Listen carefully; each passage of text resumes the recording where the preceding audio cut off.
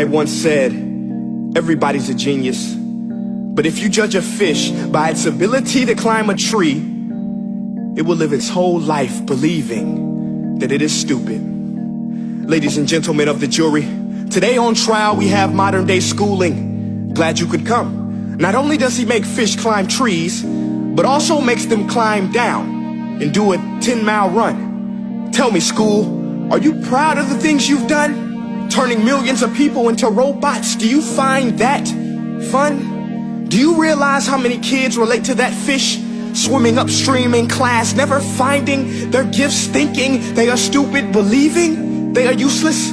Well, the time has come, no more excuses. I call school to the stand and accuse him of killing creativity, individuality, and being intellectually abusive. He's an ancient institution that has outlived his usage. So, Your Honor, this concludes my opening statement, and if I may present the evidence of my case, I will prove it. Proceed. Exhibit A. Here's a modern day phone. Recognize it? Here's a phone from 150 years ago. Big difference, right? Stay with me. Here's a car from today. And here's a car from 150 years ago. Big difference, right? Well, get this. Here's a classroom of today. And here's a class we used 150 years ago. Now ain't that a shame? In literally more than a century, nothing has changed. Yet you claim to prepare students for the future? But with evidence like that, I must ask, do you prepare students for the future or the past?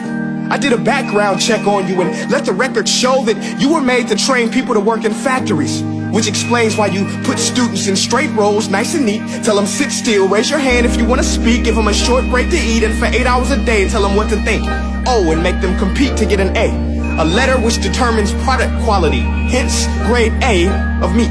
I get it. Back then, times were different. We all have a past. I myself am no Gandhi. But today, we don't need to make robot zombies. The world has progressed. And now we need people who think creatively, innovatively, critically, independently, with the ability to connect. See, every scientist will tell you that no two brains are the same. And every parent with 2 or more children will confirm that claim. So please explain why you treat students like cookie cutter frames or snapback hats, giving them this one-size-fits-all crap. Watch your language. Sorry, Your Honor, but if a doctor prescribed the exact same medicine to all of his patients, the results will be tragic. So many people will get sick, yet when it comes to school, this is exactly what happens. This educational malpractice, where one teacher stands in front of 20 kids, each one having different strengths, different needs, different gifts, different dreams, and you teach the same thing the same way? That's horrific. Ladies and gentlemen, the defendant should not be acquitted. This may be one of the worst criminal offenses ever to be committed. And let's mention the way you treat your employees. Objection. Overruled. I want to hear this. It's a shame.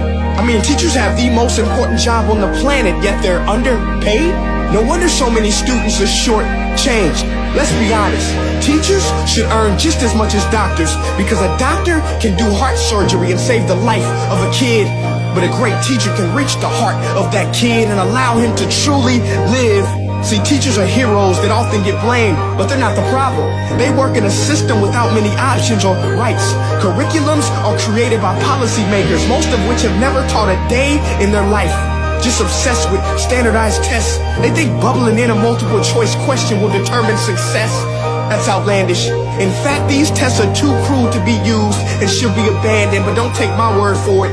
Take Frederick J. Kelly, the man who invented standardized testing, who said, and I quote, "These tests are too cruel to be used and should be abandoned." Ladies and gentlemen of the jury, if we continue down this road, the results will be lethal. I don't have much faith in school, but I do have faith in people. And if we can customize healthcare, cars, and Facebook pages, then it is our duty to do the same for education, to upgrade it, change it, do away with school spirit, because that's useless. Unless we're working to bring the spirit out of each and every student, that should be our task. No more Common Core. Instead, let's reach the core of every heart in every class. Sure, math is important, but no more than art or dance. Let's give every gift an equal chance. I know this sounds like a dream, but countries like Finland are doing impressive things.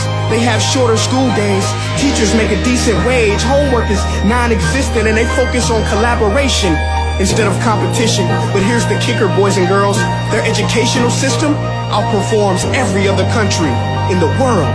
Other places like Singapore are succeeding rapidly. Schools like Montessori, programs like Khan Academy, there is no single solution. But let's get moving, because while students may be 20% of our population, they are 100% of our future. So let's attend to their dreams, and there's no telling what we can achieve. This is a world in which I believe, a world where fish are no longer forced to climb trees. I'll rest my case.